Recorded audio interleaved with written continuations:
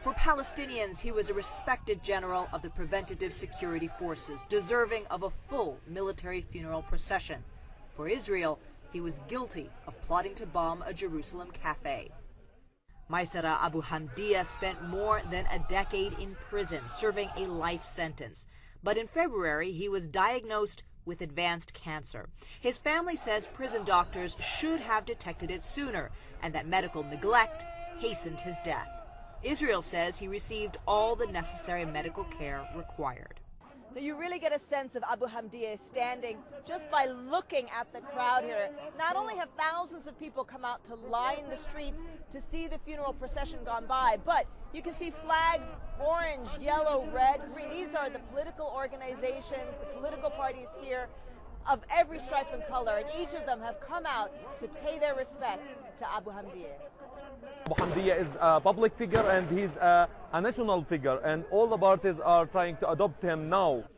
This member of the Al-Aqsa Brigades told us Abu Hamdiya means to us resistance, jihad, continuing the resistance.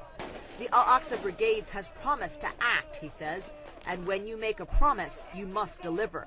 We advise the Israelis to rethink their actions. We love peace, but peace must be reciprocated. Abu Hamdiya was buried in his hometown of Hebron, one of the most volatile towns in the West Bank. One of the reasons his death has generated so much anger here is that nearly every family here has a relative in prison. You have right now about 4,800 Palestinians inside Israeli jails. That it means each family Palestinian has its son, one of their families inside Israeli jails, and some of them more than 30 years.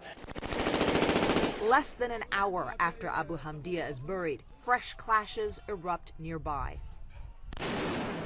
So this is Hebron, a divided town.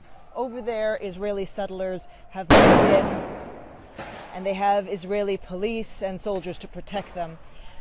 Right around here, this has become the center of the flashpoints. Right around the corner there, we can see teenagers, kids throwing rocks, setting fire to tires, rolling down the street, just trying to move forward inch by inch, but frankly not making a whole lot of headway. And what they're coming up against is tear gas, rubber bullets, big flares. It's a cat and mouse game that's been going on for days, and unfortunately it's really not accomplished very much, but it doesn't seem to be ending anytime soon. This violence is an expression of deep frustration and anger, triggered by the death of a Palestinian hero in an Israeli prison. But that violence so far has achieved very little. Atika Schubert, CNN, Hebron.